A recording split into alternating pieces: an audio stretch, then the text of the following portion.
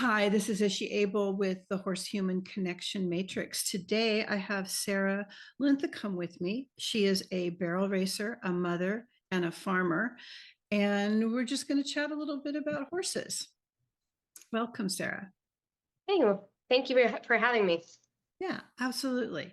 So, with most people that have horses and have had horses for a long time, there's one or two or sometimes more horses that really stand out in your history that changed things for you, or that their story was just like so compelling. Do you have a horse like that in your history? I really think those are kind of honestly the babies that I have now, or Miko in particular. He's a native horse. He's probably the one I'm most passionate about. Mhm. And the reason is because of what he is. He is a Choctaw horse. He is also known as a Spanish Mustang, but in particular, the breed of Spanish Mustang he is Choctaw horse. And I am a Native American. I'm Choctaw, and I found out that a few years ago that my tribe not only were horsemen, because I already knew that, but they actually bred specific traits of Spanish Mustangs to breed their own horses. And I found out that they were still in existence by very slim, almost extinct, and that there was luckily a few breeders still that had them. And I found one down in Oklahoma, and I immediately made contact with them and was like, "Do you have some? I want one. I have to have one." And initially, I actually Miko, the one I have here, is not the one I had picked out. I had looked at the ones he had online. I had picked out I love color, as everybody does. I picked out a brown and white Pinto color Spanish Mustang that was gated, because I thought gated is awfully nice on the back, getting older. I thought, oh yeah, that's what I want. I picked him out from the pictures. I went down on a trip to go look at him, and and I looked at him. He was beautiful, just like I knew he would be from all the pictures. But I happened to decide to go and look at the other colts. Bryant said, "Well, do you want to go look at the other colts?"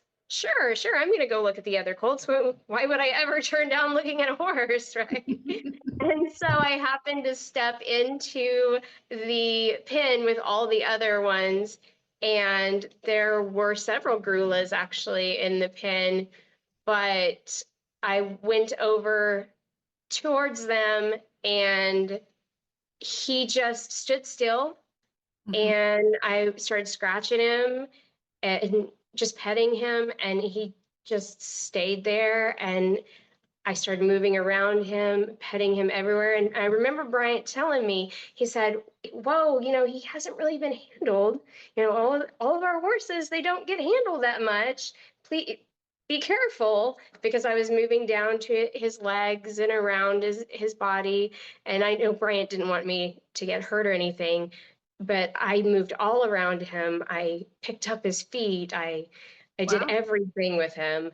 And I remember looking at my husband's eyes over the top of Miko's back, because he was just at this point in time, he wasn't even a yearling yet. He was just 6 or 7 months old. And I remember meeting my husband's eyes over the top of Miko's back, and my husband going, "That's the one you should be taking home." Uh-huh. And I remember just nodding my head and thinking in my head, "Well, he's probably right. This is the one." And I asked Bryant, I said, "I should probably not ask this because I'm probably going to change my mind." But I said, "How much do you want for this one?" And Bryant told me, he said, "Well, I only want 1,000 for that one, and they wanted 1,500 for the other one." And I said, although the money wasn't the issue, I had it for either one, but I he's less and he's more. Right. And he picked you. Yes, you Yeah. know. So I said, "Bryant, I'm gonna have to take home a grulla. That's So awesome. I ended up coming home. All right, we actually didn't bring him home at the time because in southern Oklahoma, it's kind of like you are right now, nice and green in Uh-huh. February, and in northern Missouri, it's kind of like it is right now. It's snow and ice covered, and I didn't want to shock his system and bring him home at that point in time. So I left him down there until spring came. I didn't move him back up here until May because he was already shutting out at that point in Oh, time wow. in Yeah, you Oklahoma. don't want to bring him back into the ice in that situation. Yeah. Even blanketing him, it would have been hard on his system, as young as he was, to bring him to this cold environment. So I left him down there until May, and we had turned to nice spring at that point in time, brought him home. And so how that was last year? Miko will be 3, so that's 2 years ago now. 2 years ago. Okay. Yeah. And so what's how has he impacted you? What are you doing with him? Is he doing much training or just kind of Mhm. hanging out and So Miko's been in consistent training ever since he's come home. We constantly I work with my horses every day because they're in my backyard. Literally, if I took the phone over to the window, you could see my horses from my office window. This is my office that I work in every day, and I love the fact that I can just stick my head out the window and see my boys. They're all in my backyard right there. So every time I walk out, my boys are right there. and Um, how many do you currently have? right now, I have seven, 6 geldings and 1 stud, Miko being my stud horse in my backyard. Yeah. Uh-huh. And then I have one filly who's over at my friend's house, and she's working with her. Uh, and I did that because my friend really likes working with horses, and she needed something to occupy her time and give her something to work on as well. So she's over at my friend's helping her too, So because I believe that we help them and they help us. absolutely. What are your plans for this horse? So Miko, it is evolved. I did not know that I was going to leave him to be a stud, Uh-huh. but I've kind of gone off of Miko's personality. Mhm. He I never really had a stud, but I've been able to leave him. He's got the personality that I feel like he can handle it and I can handle him being a stud. And since the numbers are so low and he is so gorgeous, he is a kind of uh, a golden grulla. He's got the overlay. Uh-huh. So he's got the dark mane with a blonde overlay. His dad was a black, full black, and his mom was a palomino. And He he's sounds just gorgeous. He's absolutely beautiful, and he's come together very nicely. He's a small horse, but all of them, Mhm. Spanish Mustangs, period, are small, and the Choctaw, and they were bred to be that way. It's easier to jump on, and they're very hardy horses. But numbers are low. I'd really like to continue to populate those Yeah. numbers and continue to give the world some more Choctaw horses. And with his temperament being what it is, I'm happy to continue letting him be a stud horse. And so, and he also shows a lot of aptitude for athleticism. Uh-huh. He loves to chase the other horses, move him around. He'll even bite the calf on the butt and move him around. So I will probably, as I continue to train him, I'll train him to do some cattle work. Um, And and do you think he's gated? he's not. He's not. He's No. not gated, no, but he is smooth. So They do tend to be smooth.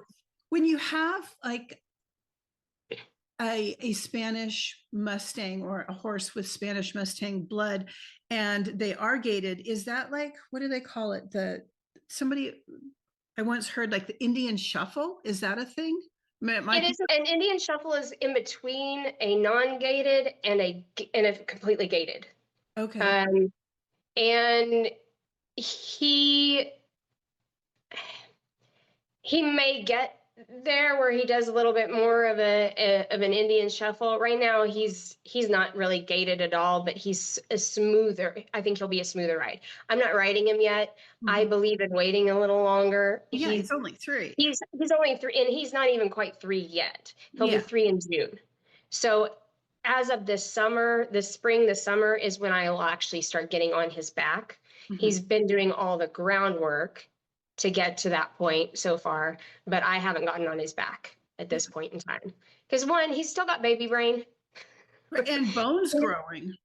and he's still growing. He's only about 13.3, maybe barely 14 hands. I don't have a stick, so I can't tell you exactly, but Mhm. eyeballing him, I'm going to guess he's right there at the 14 hand range at this point in time. So he's still got growing and what have you to do, and he's still a little baby brained, so he's still growing up here Sure. and in his physique as well. Yeah. So So, how have your attitudes and philosophies about horses evolved over the years of you being having them in your life? I mean, are you where you started out, or do you have some different opinions?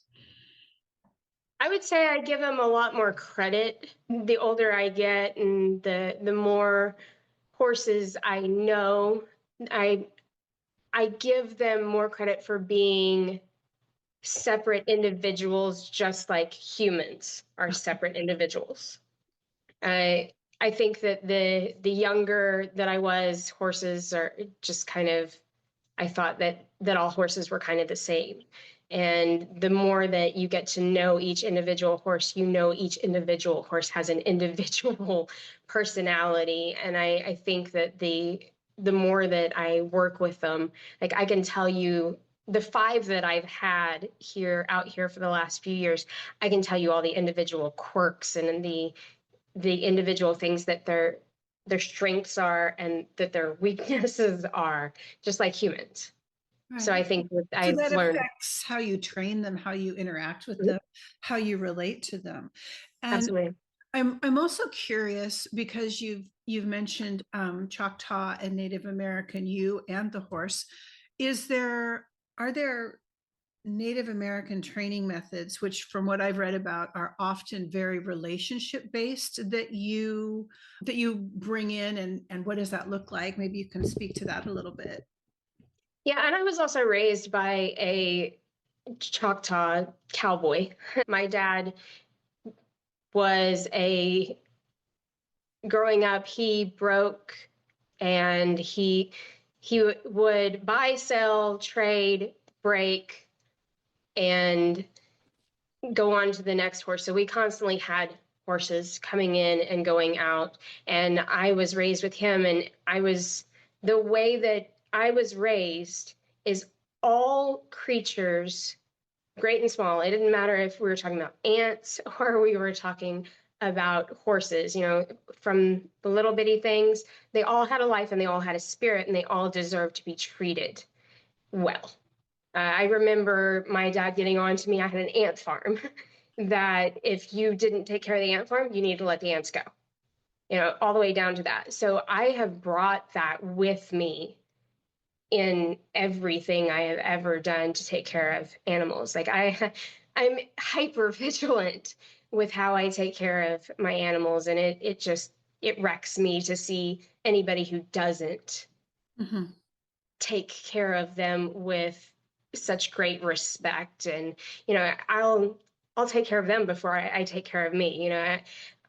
During the winter, it sucks to go out there and fight the snow and ice and what have you, but you will find me every day out there feeding and watering and making sure that everybody is taken care of multiple times in the day, because there's nobody else but me to take care of them. But you put them And there where they can that's take care of themselves. So that's your responsibility. Yeah. exactly. And I think a lot of people don't get that. That's the way I was trained too. Not that my parents had horses when I was young, but the teachers that I've had is like you put that horse in a stall or the pasture, you go feed them before you feed yourself. You take care of the animals first because they can't take care of themselves the way you're keeping them.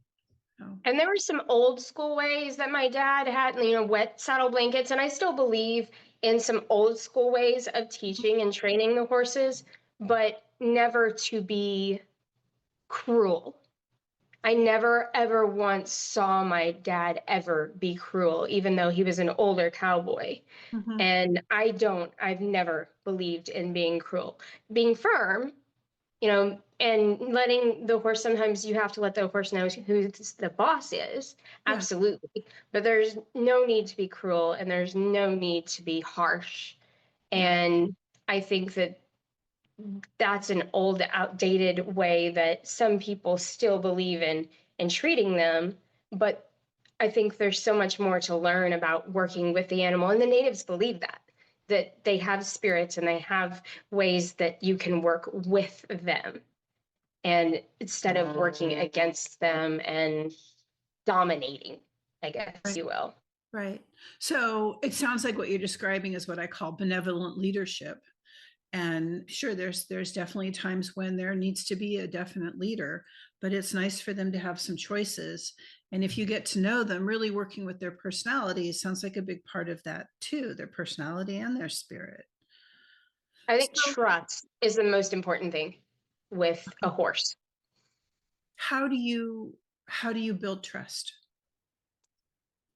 The horse looks at you to be the leader, and it looks at you to keep them safe at Mhm. all times. So my job to build the trust is to make sure that they know that they are safe with me, Mhm. to make sure that they believe that they could follow me through the flames of hell, if you will, and I am right there beside them. I'm the one feeding them. I'm the one standing beside them. I'll keep the bears away. So I think that's the most important part of trust is taking care of them at all times and making sure that you're right there with them.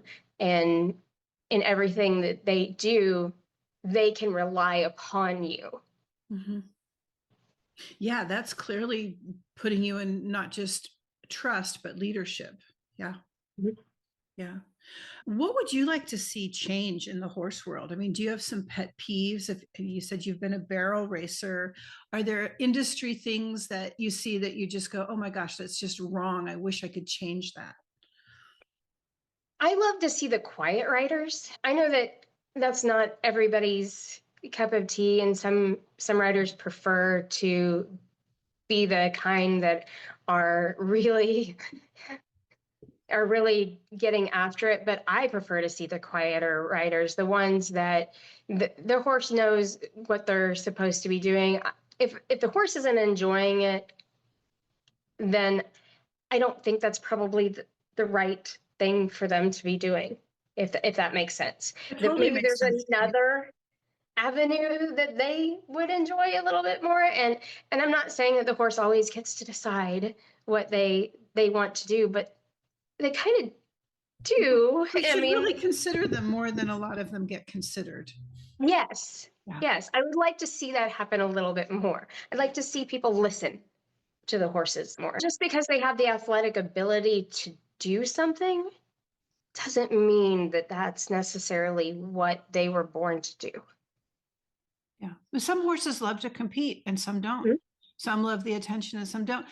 As just like an observer of barrel racing, and it's not like I've done a whole lot, but occasionally I'll go down to our local fairgrounds and I'll watch, or I've been somewhere where there's been some barrel racing or at the local rodeos. And I've always wondered about this. So a lot of my riding is trail riding, Western pleasure, a little bit of dressage have been, some of what I've been taught. And I don't have a whole lot of training, but I know, when you're working a horse in English, you're looking at in Western, you're looking for a bend, or they call it on the straight, that, when you're weaving, that the horse is bending. And yet when I watch barrel racers, sometimes it seems like their horses don't bend. And I guess there's some aerodynamic is maybe not the right word, but biomechanical things about that. But is that something that you've noticed, or that you could explain to me a little bit, how some really fast barrel horses never bend when they go around the barrel? They don't bend as much as they kind of like almost lay over, I guess you'd say. Okay. They're kind of almost more sideways as Leaning. they go Yeah. around. Yes, leaning. There you go. Yeah. Like on a Um, motorcycle. mhm. And I don't know why that works. I can't tell you. I don't have a lot of formal training myself. And honestly, it seems to me like the shorter horses work Mhm. better too. For, they're lower to the ground. I don't know if you would think like the longer legs, they'd eat more of the No, arena up and they're I would faster, but I would think the low center of gravity would help. And also shorter horses often have shorter backs, which means that they can maneuver more easily. Yeah. Mhm. Interesting. And So I the like shorter horses anyway, so it works out well for me. I'm short. I have two pretty short horses right now, and I'm kind of tall. So sometimes I'm like, I don't know how that's going to work, but I like them shorter too. The other thing I was going to ask you about what you were talking about quiet riders, it's always kind of baffled me how on the home run they're doing all that leg flapping and kicking, and I'm thinking that's got to be slowing you down. Like you're telling the horse to go faster, but isn't there like a subtle aid, like just leaning forward and training the horse that would have a better benefit without all that flapping? So there are studies done that say that the more that you whip, the more that you spur, you actually are slowing them down because their mind is on that Right. versus just running. And I think that's where it comes into the horse enjoying it. And if the horse really enjoys the run, like my buck, and this is the reason I got into barrel racing. Buck loves to run. Mm-hmm. That's honestly the reason why I barrel race him is because he just really enjoys the run. Well, if he enjoys it, I'm gonna do it. It's something that I can do with him. So when I just turn him loose, he just goes.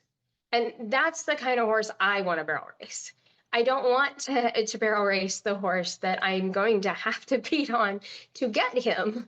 to the other end. I want the horse that I turn loose and he just opens wide up. And Yes. that's the kind of horse he is. So eh, that's why I barrel race him. I feel like he enjoys it. We're still working on the pattern, but when I let him go at the end of that, Whoosh. he's gone. He's gone. That's what He I is like. gone. That's what I like to see too. I did have the pleasure of taking a couple of lessons on a barrel horse here, and she was so well trained. The owner and the teacher of the lesson told me, oh, you don't need to do this or that. Just pull your chin forward a half an inch, pull your chin backward a half an inch. And that's all it took for that horse to drop into a different gait. I love it when the aids can be so subtle and so invisible throughout all riding disciplines. That just seems like the hierarchy to me. And I plan on doing a lot more clinics and going and learning from people because I think it's constantly a learning type of environment. I want to continue learning, and there are people out there that you learn good things from and that you learn bad things from. And I think every place you go, you'll learn something from, Right. whether Even it's something that you don't want to do do again exactly, or something that or you it's do want something that to you do. do want to do again. So Yeah. I think either way, you're going to learn something. Yeah. I think it's good. Sometimes it's just sad when people come away with the wrong information or information that doesn't work for their horse and the animal ends up suffering for it. But And I do believe that not every horse is for every rider. right. And I think that's okay. It's not going to work. I've had a horse that he was gorgeous. I absolutely wanted it to work, but we did not. We did not click. And it was one of those where did I want to end up hurt or screwing him up? Or did I want to let him go to somebody that he would click more with? So I chose to let him go to somebody he would click more with. I think that's okay. I It's think that's part of absolutely okay. I being think smart that's enough. a big part of just having an intuition about it. And I think horses, maybe they know, and maybe somehow in another realm, they maneuver to get themselves to the right place. I don't know. Well, and Um, I think they're smart enough to know sometimes when they have their bluff in too. And mhm. and I'm gonna be the first to admit, you know, there's sometimes when they do get their bluff in as well. Mhm. And What you they know mean by that? Get their bluff in? they know that they've got you where they want you. Like Mhm.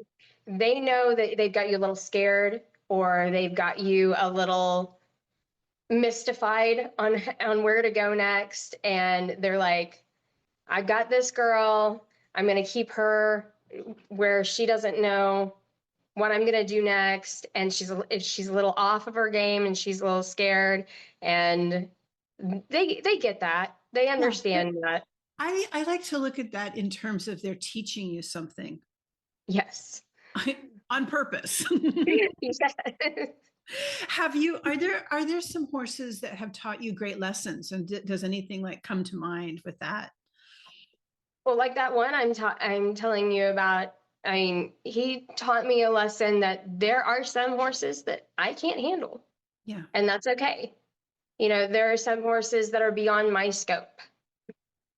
And also, as we get older, there comes a time when you have to choose what you should be handling and what you shouldn't, especially as mom or a dad, or, you know, as your age and bones tell you that, you know, if I was 20, maybe I'd have kept on, you know, trying. But as a 40-some-year-old, Mm-hmm. that was the point where I got my bell rung on the second go round, and I was like, yeah, this is probably where we part ways, Mm-hmm. you know. But he was an amazing horse for somebody else. Right. Right. And perhaps in a different discipline too. So Right. what are you doing with horses now? What is like, do you have goals with them? Or is farming like the main thing, farming and parenthood, or what's your life like right now?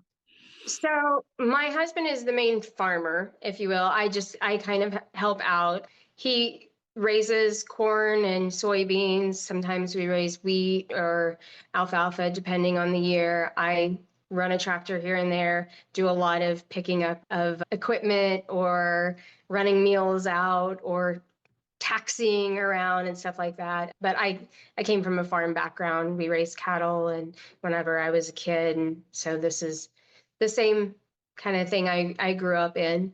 But I also work right now anyway for the federal government. I'm retired military, as I told you, but I work from home still at the moment. We'll see how much that changes for me in the next few months. But my goal with my horses is in time where I can give a few more lessons.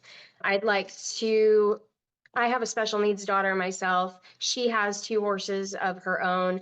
I'd like to even be able to have some special needs therapy type. I have a master's degree in special ed.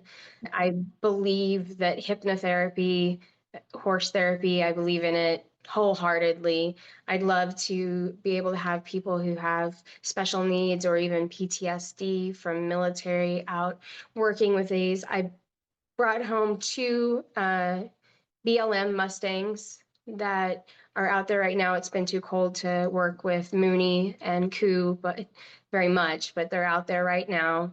And I think it would be wonderful to have people out working with BLMs and working with them. I would absolutely love to have an arena and have some of those things going on. But if I can keep my jobs and be able to put the money into that and growing, Mm-hmm. I think I could really make something out of it. And I know I'll be able to retire from I've already retired from the military, and that would be Your my retirement ultimate dream. retirement dream. That's amazing. Are you familiar with Charisse Rudolph's work? I'm not. She's retired now, but she was fascinating. And I'm so grateful that I got to take some workshops from her while she was still doing the horse stuff. She started with Outward Bound and teenagers and ropes courses, and then moved into horses and military, and landed very specifically with women with PTSD from the military and horse. I don't know if she was a therapist. I don't know if I can call it horse therapy, but equine assisted learning. And she wrote this amazing book. It's 28 equine assisted exercise to do with people and horses. And I've worked with the book a little bit after doing her trainings. And the things that come out with people are always just amazing and not expected, because it's just about the interaction and about the follow-up questions and processing. And the horses never fail to show up exactly the way they need to. Facilitator training is what it's called. Equine facilitator training, 28 experiential learning exercises by Sharif Rudolph, who now is an artist. I don't think she does horses anymore. Right. I've worked to have the kind of horses that I need, and every year I'm getting something better together. But I keep growing. I am growing. I have a couple of great boys out there that would be wonderful for everybody. And every year I get a little bit better. And I have people ask me all the time if I give lessons or if they could do therapy. So I know that there's a need here, and we're very rural. Absolutely. So we're an hour and a half from any given city. Yeah. So it's hard for people to find places and to be able to take their children and or whoever it is. So there's a lot of grant money, especially with the Veterans Affairs, which you probably know about, for equine assisted learning right now too. All kinds of programs out there. I hope you are able to realize that, but it also sounds like you're spread pretty thin with all you do. That's the reason why I waited until I retired from the military to really get as many as I have out there, although I've been working at it, but I just became the president and started our equine club, our saddle club for the area. It had gone dormant for about the last 4 or 5 years at least, but it got that back going last spring. But again, I had to wait until I retired from the military because I'm like, I got too much going on with being a mom, working and having military and all like that. So, I'm now able to spend a little bit more of my time doing those kind of things. And then my husband has his hobbies that we spend doing, and my daughter does competitive dance. So we are definitely busy, but I wouldn't have it any other way. Right. It sounds like a beautiful life. I would love to keep in touch and check in with how the different projects that you want to get going are happening and all. And we're Facebook friends, so that makes that easy. Yep. I just appreciate so much you taking time to chat today. Is there anything else that you want to talk about? Did I cover most of your passionate things around horses? I'm super excited to grow and learn and continue in my journey with horses. And I think that if you want to be with horses, that should be your goal, is to continue to learn and grow and constantly be in that mind frame that you don't know it all. Right.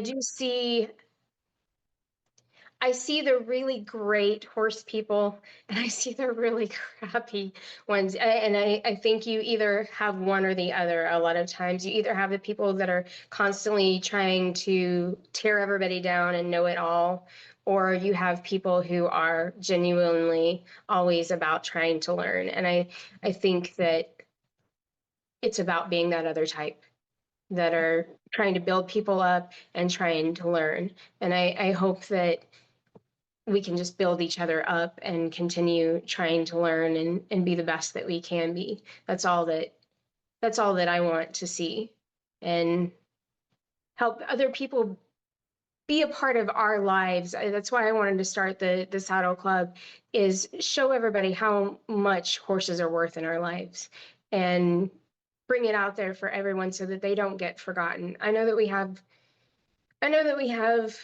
all of our modern conveniences, but let's not forget how important the horse is.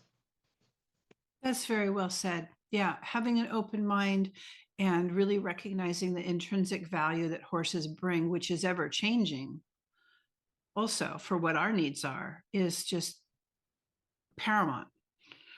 And I Paramount. know it's expensive, but if some of us can keep them and bring other people into loving them,